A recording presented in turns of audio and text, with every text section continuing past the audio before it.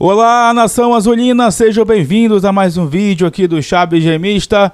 Pra gente conversar um pouco mais com vocês, pessoal, sobre o empate ontem do Clube do Remo diante da equipe da Ferroviária na estreia do Leão na Série B do Campeonato Brasileiro.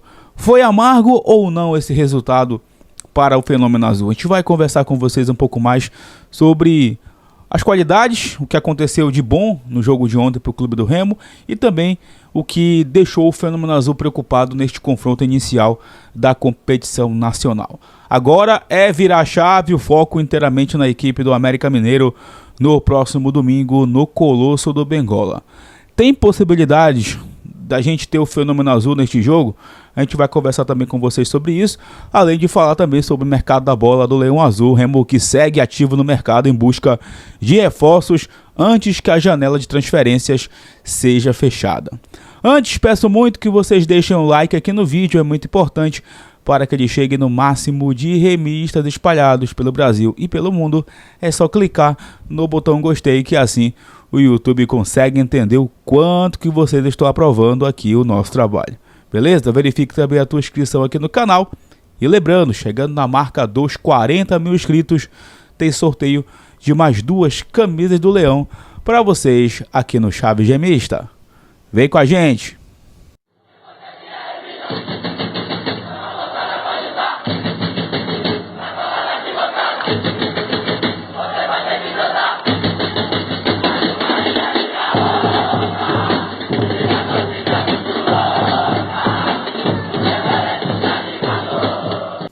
Bom, galera, já vamos conversar diretamente sobre o jogo de honra do Clube do Remo contra a equipe da Ferroviária. O Remo que entrou em campo ali numa espécie de 4-2-3-1 com o goleiro Marcelo Rangel, o Marcelinho no lugar do Cadu na lateral direita, William Klaus, Reinaldo e Alan Rodrigues. No meio campo, Caio Vinícius junto com o Pedro Castro. O Jaderson fazendo uma função ali como se fosse um camisa 10 realmente, literalmente, né? Ele que usa 10, como se fosse um armador ali para o time. Pedro Rocha e Janderson abertos pelos lados. E o Felipe Viseu jogando como centroavante. Quando o Remo não tinha a posse de bola, o Remo se defendia com 3 ali, porque o Caio Vinícius descia ali para a linha defensiva e o Pedro Castro junto com o Jaderson também desciam para ajudar na marcação. Então o Remo ficava ali com 5 defensores, contando com os laterais, mas os 2 volantes fechando ali na frente da área, com os pontas fazendo ali a primeira marcação junto com o Felipe Viseu. Mas o Remo teve no primeiro tempo uma atuação muito boa, o Remo teve controle do jogo, teve oportunidades para abrir o placar antes do gol do Felipe Viseu, 2 cruzamentos ali do Alan Rodrigues, um para o próprio Viseu e outro também para o Caio Vinícius. Aliás, essa do Caio Vinícius foi uma chance muito clara que ele perdeu ali na pequena área. E o Remo tinha o controle do jogo. A Ferroviária começou a chegar com perigo no erro do Remo no ataque, que gerou um contra-ataque e que o famoso Wesley Pomba lá perdeu de frente para o goleiro Marcelo Rangel.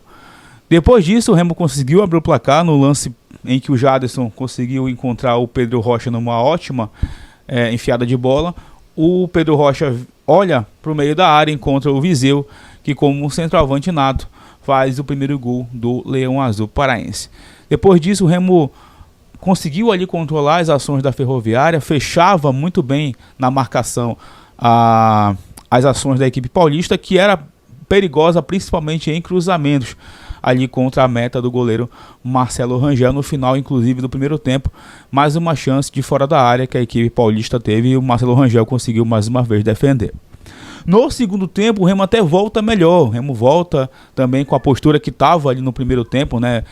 Tentando encontrar o seu segundo gol, até teve oportunidade para isso. Mas o Remo logo depois baixa novamente as linhas. O Remo recua muito cedo no segundo tempo. Ali era torno de 15, 20 minutos, o Remo já tinha entregado a bola para a Ferroviária, mais uma vez ficar cercando a sua área. E principalmente, lembrando de novo aqui, gerando erros no ataque e também na construção, né, do jogo da Ferroviária, com alguns erros defensivos que o Remo acabou cometendo, principalmente ali na frente da área. A Ferroviária também errou pra caramba, tá? Principalmente ali pelo lado esquerdo, com o Zé Mário e o Ronaldo Alves. O Remo chegou a ter oportunidade para fazer o segundo gol. Teve o lance que o Marcelinho perdeu a oportunidade ali e o goleiro da Ferroviária fez a defesa. Outro lance que o Adailton iria ficar no mano a mano e o zagueiro da Ferroviária acabou fazendo a falta. E o Remo acabou desperdiçando essas oportunidades. Mas a Ferroviária seguia sendo perigosa. E o Rangel seguia trabalhando. Teve um lance de cruzamento que o Marcelinho acabou errando. E mais uma vez o do Wesley lá acabou finalizando para a defesa do goleiro do Clube do Remo. Antes do gol, inclusive, o Rangel já tinha feito mais um milagre. No chute ali cruzado, ele defendeu, vibrou. A bola foi para escanteio depois. O Remo seguiu sendo pressionado até que o Adailton acabou cometendo a falta. Ali perto da bandeira de escanteio, o Netinho cobrou e o Carlão, centroavante muito perigoso, assim como o Quirino também, que entrou muito bem no jogo, fez o Rangel também trabalhar em lances perigosos ali. A Ferroviária no último lance, literalmente, da partida, conseguiu fazer o seu gol de empate. O que preocupou, eu acho que todo mundo que estava assistindo ontem, né, todo azulino ontem, mais uma vez foi a questão física do Remo. Porque o Remo ontem mostrou evolução. O Remo mostrou que vem evoluindo nas mãos do Daniel Paulista. E quando eu disse que o Remo é um time em construção, é justamente disso. O Remo é um time que está mudando o esquema tático e que está encontrando ainda uma formação titular no mês de abril. E, principalmente, é um time que precisa evoluir fisicamente. Cara, a gente não pode cansar com 20, 25 minutos no segundo tempo, gente. No futebol de alta intensidade que é hoje, principalmente numa Série B, a parte física é muito importante. E ontem ficou provado mais uma vez que a questão física do Remo é muito preocupante. A nova comissão técnica e o novo preparador físico, Rodolfo Mancha, terão um trabalho muito grande pela frente. O Remo precisa se condicionar melhor para aguentar a pressão dos adversários, principalmente fora de casa. E outra coisa que piorou ontem, as substituições todas que entraram no segundo tempo, nenhuma conseguiu ajudar. Nenhuma conseguiu manter o nível de atuação dos titulares. O Cadu nem posso avaliar aqui, que não teve tanta participação assim no jogo, mas o Maxwell não conseguiu muita coisa. O Adailton entrou muito mal no jogo também. O Pavani nem se fala. Aliás, Pavani, tá na hora de estrear em 2025, né? O que está acontecendo contigo? Por que tu tá morrendo fisicamente tão cedo também?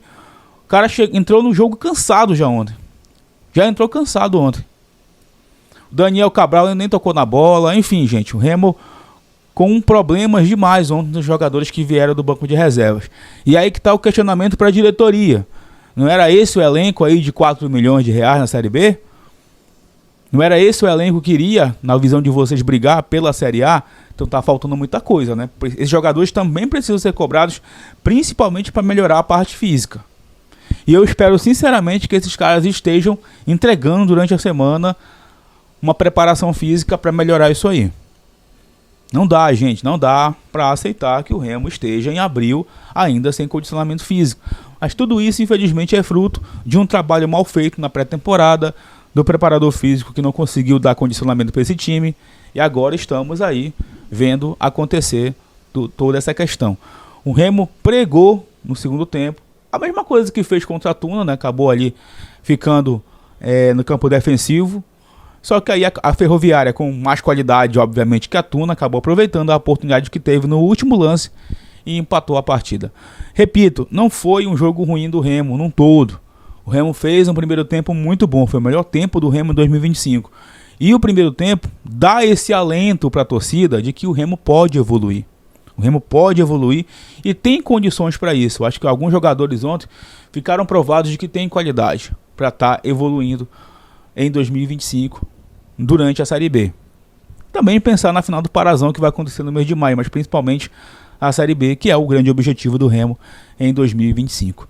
O empate foi amargo, é óbvio. Todo mundo está lamentando um gol tomado no último lance. Tanto é que acaba o replay do gol da Ferroviária e a imagem já mostra o árbitro encerrando o jogo. Foi o último lance, assim como foi também no Repá.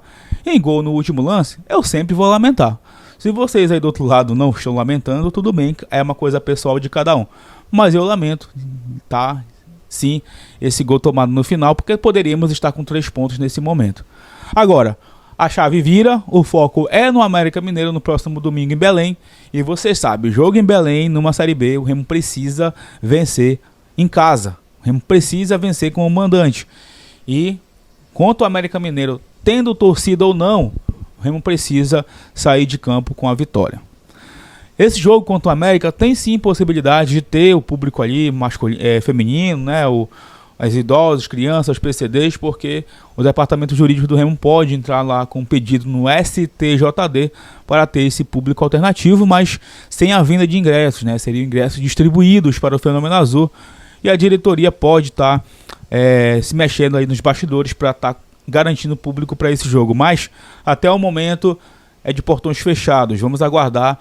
Até mais ou menos aí no meio da semana deve ter uma definição se teremos ou não público nesse jogo diante do América Mineiro. América Mineiro que estreou com vitória na primeira rodada, venceu o Botafogo de São Paulo lá no estádio Independência. Beleza?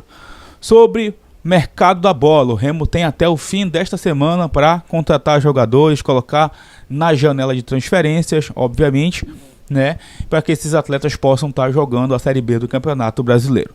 E a gente está vendo a movimentação também dos nossos adversários na Série B. Os clubes estão contratando, são os últimos dias. O Remo deve estar anunciando em breve aí o Camutanga e também o Regis como novos contratados. E a entrevista do Papeli ontem lá para a Rádio Clube do Pará, onde ele disse que o Remo deve também estar contratando um volante e também mais um atacante. Só não especificou ali se é centroavante, se é jogador de lado, mas o Remo ainda vai para o mercado em busca de mais contratações até o fim do fechamento, né, dessa janela aí de transferências para esse primeiro momento do Campeonato Brasileiro da Série B. Uma Série B que começou, na minha opinião, nivelada por baixo, tá? Jogos tecnicamente fracos, as equipes estão se ajustando, como o próprio clube do Remo também vai se ajustar, e agora é focar na segunda rodada. Começou o Brasileirão, a primeira rodada já foi, o Remo vai em busca dos seus objetivos na competição e de sempre está evoluindo. Acho que ontem a fala do Daniel Paulista, muito consciente depois do jogo, onde ele lamenta o gol tomado no final, fala que isso vai ser levado aí como lição para as próximas partidas, principalmente as jogadas em casa, e de que a Série B é um campeonato que você não pode desconcentrar nenhum minuto. Quando o Remo deixou o cachimbo cair ontem, acabou perdendo 2 pontos preciosíssimos aí na estreia do Campeonato Brasileiro da Série B. É isso, meus amigos. Peço mais uma vez que vocês deixem um like aqui no vídeo, que vocês comentem os assuntos deste conteúdo e verifiquem suas inscrições, que em breve a gente retorna para falar mais sobre o Leão Azul paraense. Tamo junto. Valeu!